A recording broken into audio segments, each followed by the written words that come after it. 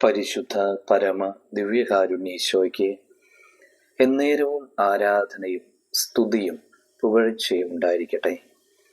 ഇന്ന് ഡിസംബർ മാസം 15 തീയതി ഞായറാഴ്ച.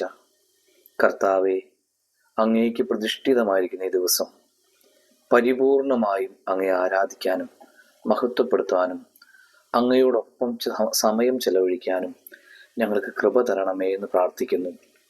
ഇന്നത്തെ ഞങ്ങളുടെ ജീവിതത്തിൻ്റെ എല്ലാ മേഖലയിലും അവിടുത്തെ സംരക്ഷണം ഞങ്ങളോട് കൂടെ ഉണ്ടായിരിക്കണമേ എന്ന് പ്രാർത്ഥിക്കുന്നു.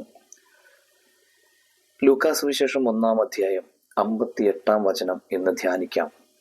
കർത്താവ് അവളോട് വലിയ കാരുണ്യം കാണിച്ചിരിക്കുന്നു എന്ന് കേട്ട അയൽക്കാരും ബന്ധുക്കളും അവളോട് ഒത്ത് സന്തോഷിച്ചു. എലിസബത്തിന് പ്രായമായപ്പോൾ സ്നാപയോഹന്നാൻ ജനിച്ച ആ സംഭവത്തെ അനുസ്മരിക്കുന്ന ദിവസം.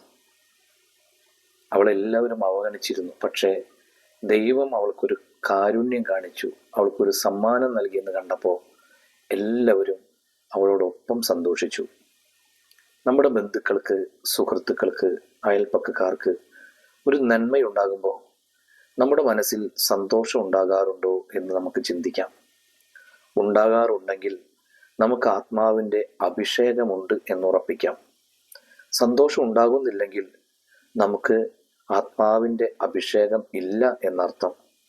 അങ്ങനെയുള്ളവർ കൂട്ടത്തിൽ കൂടില്ല, അസ്വസ്ഥതയുണ്ടാക്കും. നമുക്ക് പ്രാർത്ഥിക്കാം. കർത്താവെ, ആത്മാവിൻ്റെ അഭിഷേകമുള്ളവരായി എല്ലാവരെയും വളർച്ചയിൽ സന്തോഷിച്ച് എല്ലാവരെയും പ്രോത്സാഹിപ്പിച്ച് ജീവിക്കാൻ ഇന്ന് ഞങ്ങളെ സഹായിക്കണമേ.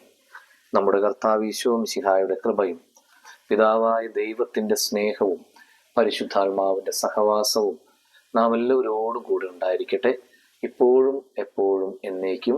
ആമേൻ.